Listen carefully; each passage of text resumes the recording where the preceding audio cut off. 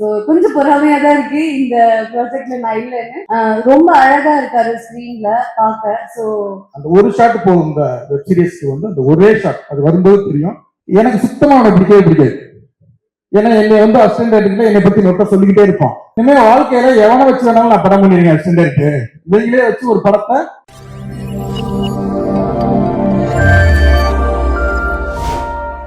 அவனுக்கு கலாய்க்கிறது ரொம்ப பிடிக்கும். ஏன்னா அவன் படத்தை அவனே கலாய்ச்சிக்குவான். அது மட்டும் இல்ல, அவனுக்கு அவனை பத்தி பேசணும். இந்த எஜமான் படத்துல நெப்போலியன் டைலாக் ஒன்று இருக்கும்ல, கல்யாணக்காரோட இருந்தா நான் தான் மாப்பிள்ளையா இருக்கணும், இளவோட இருந்தா நான் தான் பணமா இருக்குன்னு சொல்லுவார்ல. அந்த மாதிரி அவனுக்கு வந்து நல்லதோ கெட்டதோ அவனை பத்தி பேசினா அவனுக்கு ரசிப்பான். எவ்வளவு கிண்டல் பண்ணோம்னாலும் சிரிச்சுக்கிட்டே இருப்பான். உண்மையிலட நமக்கெல்லாம் கொஞ்சம் கோபம் வரும், கடுப்பு வரும். அவனை திட்டுறதை வந்து ரொம்ப ரசிப்பான். எனக்கு அவனை ரொம்ப பிடிக்கும். அவனை திட்டுறது எனக்கு ரொம்ப பிடிக்கும். நான் திட்டுறது அவனுக்கு ரொம்ப பிடிக்கும். எப்படிப்பட்ட ஆளுனா, ஒரு தடவை இங்க சென்னை ஸ்டேடியத்துல கிரிக்கெட் கிரிக்கெட் நடந்துட்டு இருந்துச்சு. எனக்கு இந்த கிரிக்கெட்டுக்கு பாக்குற பழக்கமே இல்லை. எப்பாவது டிவியில பார்த்தது தான். எனக்கு போன் அடிச்சான், சார் இந்த மாதிரி சன் டிவியில சொல்லி எனக்கு போறதுக்கு டிக்கெட் வாங்கி கொடுங்க. நான் சன் டிவிக்கு எனக்கே டிக்கெட் கேட்க மாட்டேன், அவங்கள்ட்ட போய் எப்படா கேட்கறது. சரி நான் ட்ரை பண்றேன்டான்னு சொல்லிட்டு விட்டுட்டேன். அப்புறம் திருப்பி சரி கேட்டேன், ஒரு கேட்டேன் கிடைக்க விடாம ஒரு வாய்ஸ் நோட் மட்டும் போட்டேன். சார் அது பிரச்சனை இல்லை சார் அப்படின்னா, அப்படியோட எங்க இருக்க அப்படின்னா, இந்த மாதிரி ஸ்டேடியத்துல தான் சார் இருக்கீங்க. நான் விளையாட்டுத்துறை அமைச்சருக்கே போன் அடிச்சு அவர்கிட்ட டிக்கெட் வாங்கிட்டேன் சார் அப்படின்னா. உதயநிதி சார் டிக்கெட் வாங்கி உள்ளுக்கு போயிட்டான். நம்ம பெரிய விஷயம் நல்ல விஷயம் கேட்கறதுக்கே ரொம்ப தயங்குவோம். அவன் டிக்கெட்லாம் ஈஸியா அந்த மாதிரி வாங்கிட்டு போயிடுவான். அந்த சொன்னார்ல அட்வான்ஸ் வாங்குறது அந்த மாதிரி. சிரிச்சுக்க விளையாட்டுத்துறை அமைச்சர் யாராவது நம்ம டிக்கெட் கேட்குமா, அந்த விஷயத்த பண்ணுங்க, ஊர்ல அந்த நல்ல விஷயத்த பண்ணுங்க, இந்த மாதிரி பண்ணி கொடுங்க, அந்த மாதிரி ஏதாவது ஒரு படிப்புக்கு உதவி பண்ணுங்கன்னு கேட்பான். எனக்கு டிக்கெட் கொடுங்கன்னு போய் போன் அடிச்சு கேட்போமா, அப்படிப்பட்ட ஆளுதான். இப்ப வந்தான் ஆபீஸ்க்கு வந்தான், ஒரு டிசம்பர்ல வந்து வந்தா கலரா இருந்தான். இன்னும் கலர் வேற மாதிரி மாறி இருக்கு. சரி மாமன் கிட்டு கொடுத்துருக்கான், காசு நிறைய வந்திருக்கும், காசு வந்தா கலர் மாறும்ல, சினிமாவோட அது ஆட்டோமேட்டிக்கா கலர் அந்த குளோ கிடைக்கும் அப்படின்னு நினைச்சேன். அந்த மாதிரி ஒரு சின்ன வெப் சீரிஸ் பண்ணோம் சார். அவன் விக்னேஷன் அசிஸ்டன்ட் தான், அவங்க ரெண்டு பேருமே அசிஸ்டன்ட் தான். அவன் டைரக்ஷன் பண்ணோம், சூப்பராக வாழ்த்துக்கள். அதுல ஒரு ரோல் நான் பண்றேன். இதுக்கு முன்னால சுசி சொன்ன மாதிரி பாலசரவணன் பண்ண வேண்டிய கேரக்டர். பாலசரவணன் ஏதோ டேட் லேட் ஆச்சா இல்ல லேட் ஆகுன்னு சொல்ற டேட்ல நான் பண்ணானு தெரியல அந்த ரோல்ல. ஏன்னா பாலசரவணன் ஒரு நாள் புலம்புன்னு புலம்பிட்டாங்க, கூடவே இருந்து வேலை பார்த்துட்டாங்க அப்படின்னா, அது வந்து எக்ஸ்தலத்துல வந்து புலம்பி நண்பர்கள் கூட இருக்க நண்பர்களே இப்படிப்பட்ட நண்பர்கள் துரோகம் செய்து விட்டார்கள் ஃபீல் பண்ணி போட்டிருக்கான். அதை வந்து ரீபோஸ்ட் பண்ணியிருக்கான். அப்படி ஒரு குசும்பான அல்லவா ஃபீல் பண்ணி உடனே தாண்டா போட்டிருந்தான். அது நான் தான் சார் சரி எல்லாரும் பார்க்கணும்னு போட்டு விட்டேன் அப்படி.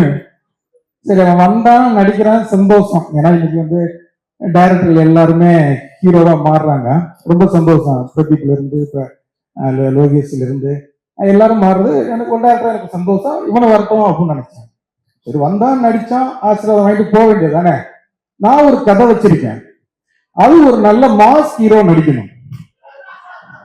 அந்த கதையை நான் பண்றீங்களா?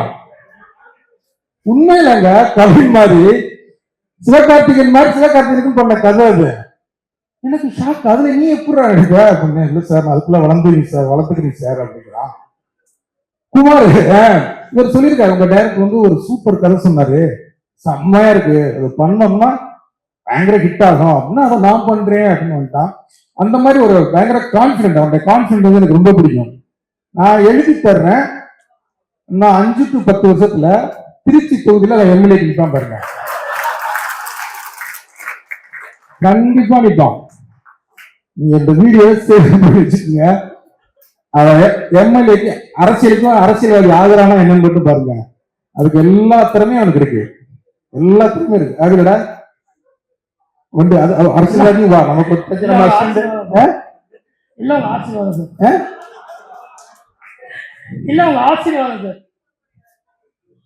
வரும், அவனும் வருவான். அப்படிப்பட்ட ஆளுதான். உண்மையிலேயே வாழ்த்துக்கள், சந்தோஷமா இருக்கு. போதுமாடா, இன்னும் பேச வேடா.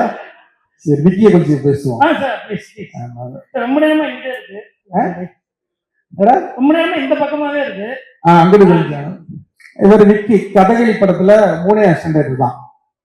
ஒருத்தன் அஸ்வின், இந்த கப்பல் ஃப்ரெண்ட்லி பண்ணால அவன், இவன் விக்கி, காயத்ரின்னு ஒரு பொண்ணு, ஒரு அசோசியேட் அமுதன் சொல்லு. இங்க 3 பேர் தான் புதுசா வந்தாங்க. பேசிக்கிட்டே இருப்பாங்க, எப்ப பார்த்தாலும் பேசிட்டே இருப்பாங்க. என்னன்னா இவங்க வேலையா மட்டும்தான் பேசுவாங்க, என் வேலையா பேசவே மாட்டாங்க. இவங்களை வச்சு படமே நான் முடிச்சுட்டேன். எனக்கு பயங்கர கான்பிடன்ட் வந்துருச்சு. இனிமே வாழ்க்கையில எவனை வச்சு வேணாலும் நான் படம் பண்ணிருக்கேன் ஸ்டாண்டர்டுக்கு. இவங்களே வச்சு ஒரு படத்தை எத்தனை நாள், 60 நாள்ல கண்டினியூவா முடிச்சோம். நைட்டு பகல்லாம் அடிச்சு முடிச்சோம். இப்படி ஒரு ஹார்ட் ஒர்க்கர் அவரு. எனக்கு சுத்தமா அவனை பிடிக்கவே பிடிக்காது. ஏன்னா என்னை வந்து அசிஸ்டன்ட் என்னை பத்தி நோட்ட சொல்லிக்கிட்டே இருப்பான். அவனுக்கு என்னை சுத்தமா பிடிக்காது. எல்லா இடத்துலயுமே என்ன பண்ணா, நான் இருந்து வெளில போட்டுக்கோங்க, அவன் பேஸ்புக்ல வந்து இண்டிபெண்டன்ட் ஃபில்ம் மேக்கர் அப்படின்னு போட்டுக்கிட்டான். அவன் போட்டிருப்பானா அசிஸ்டன்ட் பாண்டியராஜ் அந்த மாதிரி போட்டுருக்காங்கல்ல, அது இண்டிபெண்டன்ட் படம். அந்த படம் ஜெயிக்கும். எல்லா பேட்டிலையும் நீ இண்டிபெண்டன்ட் ஃபில்ம் மேக்கர்னு சொல்லலாம், என் அசிஸ்டன்ட் சொல்லக்கூடாது. அப்படி ஒரு ஆள் தான். ஆனா திறமையான பையங்க உண்மையிலே. உண்மையிலே குமார் சொன்னது மாதிரிதான். அப்படி எனக்கு ஆச்சரியம் என்னன்னா, 2 மணிக்கு 2 படமும் பிரியாணி சாப்பிடுவான் பிரசாந்த். இப்ப சாப்பிடவே இல்லை அப்படிங்கிறது எனக்கு பயங்கர ஷாக்கு. உங்க 2 பேரும் ஜாலியா இருப்பாங்க. எவ்வளவு திட்டினாலும் ஏற்றுக்குவாங்க, கலாச்சாரம் ஜாலியா எடுத்துக்குவாங்க. கண்டிப்பா படமும் டீசர் கொண்டாந்து நினைச்சா இன்னும் ஒரு சிங்கிள் ஷாட், அது போல ஒரே ஒரு சிங்கிள் ஷாட் ஒன்று எடுத்திருக்காங்க, செம்மையா இருந்துச்சு. அந்த ஒரு ஷாட் போதும் இந்த வெப் சீரிஸ்க்கு வந்து. அந்த ஒரே ஷாட் அது வரும்போது தெரியும், அவ்வளவு அழகா எடுத்திருந்தாங்க. அந்த கேமராமேனுடைய ஒர்க்கும் செம்மையா இருந்தது. எடிட்டர் எல்லாருக்கும் வாழ்த்துக்கள். விக்கி வாழ்த்துக்கள் தான். அவனுக்கு எப்படி விலங்கு அமைஞ்சதோ அதே மாதிரி இந்த வெப் சீரிஸ் உனக்கு பெருசா அமைஞ்சு capability அவருக்கு இருக்கு. So he is a hero. So I'm so happy for Prashant sir. And Prashant sir வந்து நான் லிங்கம்னு ஒரு சீரீஸ் ஒர்க் பண்ணேன் பிரசாந்த் சாரோட, லக்ஷ்மி சாரோட டைரக்ஷன்ல. பிரசாந்த் சார் வந்து ஆஃப் ஸ்கிரீன்ல வந்து பெண்களுக்குலாம் ரொம்ப பிடிக்கும். ஸோ இப்போ சும்மா ஒரு கிளிம்ஸா அந்த ப்ரோமோ வந்து போட்டிருந்தாங்க. எனக்கு தெரிஞ்சு இந்த சீரீஸ் வந்ததுக்கு அப்புறம் ஆன் ஸ்கிரீன்லயும் ஒரே ஃபேன்ஸ்லாம் வந்து பிரசாந்த் சாரோடைய இன்ஸ்டாகிராம் ஐடி வேற சொல்லிட்டாங்க. ஸோ பயங்கரமா வந்து டார்ச்சர் பண்ண போறாங்க. So he looks very good. And அதுக்கான ஹார்ட் ஒர்க் எனக்கு தெரியுது. ஏன்னா வந்து பிரசாந்த் சார் மெனக்கெட்டு பயங்கரமா ஒர்க் பண்ணி அவரோட பிசிக் க்ரூம் ஆகி ரொம்ப அழகா இருக்காரு ஸ்க்ரீன்ல பார்க்க. ஸோ என்னை இன்வைட் பண்ணது பிரசாந்த் சார். அண்ட் அதனால நான் அவரை பத்தி கொஞ்சம் அதிகமா சொல்றேன். But without any doubt Prashant சாருடைய படம். ஸோ அதுல கண்டிப்பா நடிக்கிற எல்லா நடிகர்களும் அவர் பார்த்து கரெக்டாக தான் செலக்ட் பண்ணியிருப்பாரு. அது கரெக்டாக தான் வந்திருக்கும். ஸோ அந்த கான்ஃபிடன்ஸ் இருக்கு. And whole team, whole crew, because நான் ஆல்ரெடி அவங்க டீமோட ஒர்க் பண்ணியிருக்கேன். அண்ட் மாமனுடைய ஷூட் ஒரு நாள் போய் ஸ்பாட்ல விசிட் பண்ணியிருக்கேன். It's always fun around him and அவருடைய டீமோட. ஸோ கொஞ்சம் பொறாமையாக தான் இருக்கு இந்த ப்ராஜெக்ட்ல நான் இல்லைன்னு.